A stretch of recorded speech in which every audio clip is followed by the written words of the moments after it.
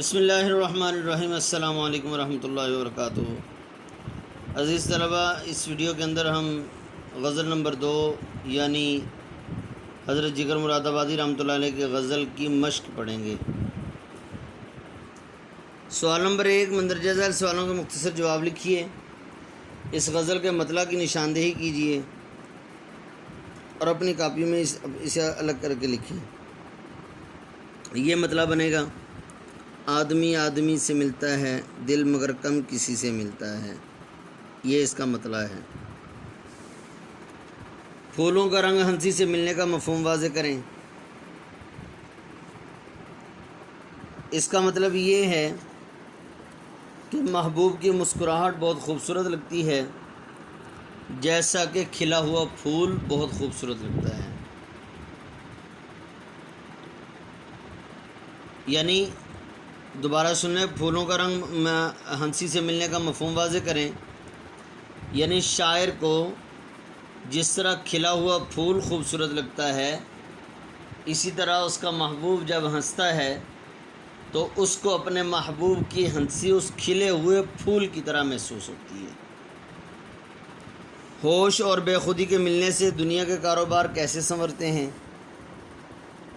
جب انسان کسی بھی کام کے اندر اس حد تک گم ہو جائے کہ ہوش اور بے خودی ایک ہو جائیں، یعنی اپنے کام میں اتنی محبت کرنے لگے کہ اس کو ادھر ادھر کا ہوش نہ رہے، اور اپنے کام کو جب تک وہ پورا نہ ہو اس وقت تک شوق اور جستجو اور لگن سے لگا رہے، محبت اور ذوق و شوق سے اس میں مست ہو جائے کہ اس کو وہ کام کرنے میں محبت محسوس ہونے لگے اور سکون آنے لگے، تو پھر انسان کا کام پورا ہو جاتا ہے اور دنیا کے کام اسی طرح پورے ہوا کرتے ہیں، سنورتے ہیں۔ مطلع میں کس حقیقت کی طرف اشارہ ہے؟ مطلع میں شاعر نے اس حقیقت کی طرف اشارہ کیا کہ انسان زندگی میں بہت سے لوگوں سے ملتا ہے، وہ ملنا اس کا ظاہری ہوتا ہے، لیکن دلی طور پر محبت سے جو ملتا ہے وہ بہت کم لوگوں سے ملتا ہے۔ دلی تعلق کسی ایک سے قائم ہوتا ہے۔ 5ویں شعر میں مل کر نہ ملنے سے کیا مراد ہے؟ 5ویں شعر میں مل کر نہ ملنے سے مراد یہ ہے کہ انسان ظاہری طور پر ہزاروں لوگوں سے ملتا ہے،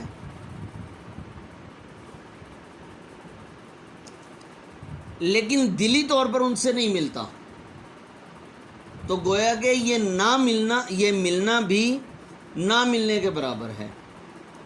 اب یہاں پر اس نے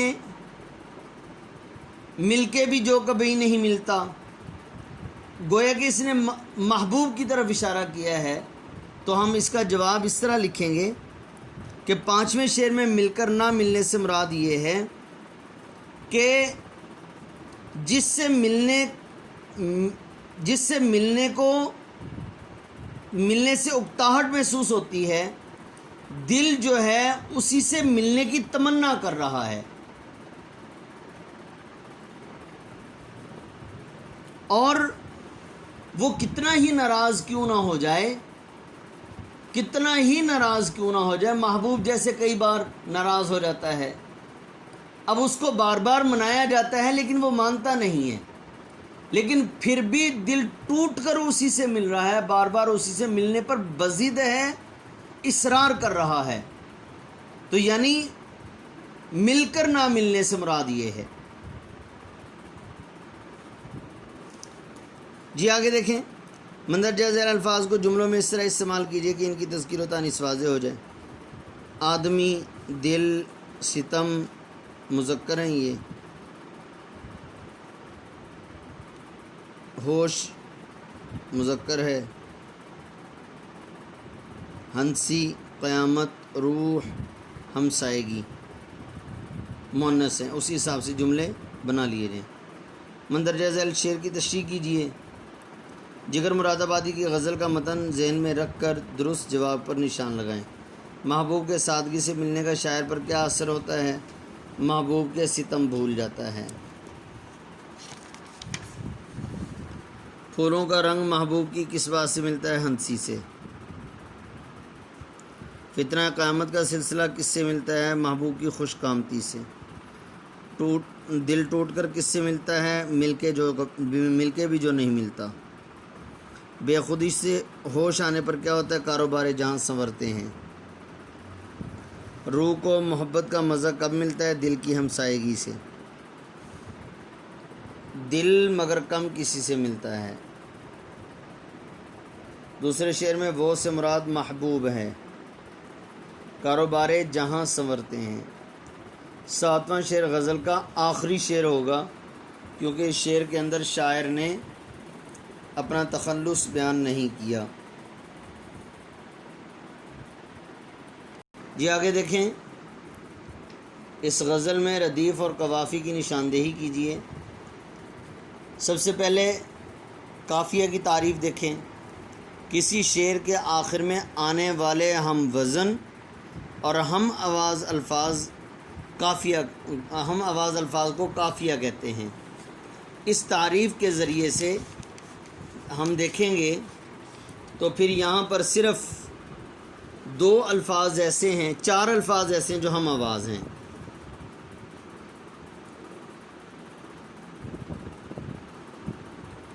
اسی،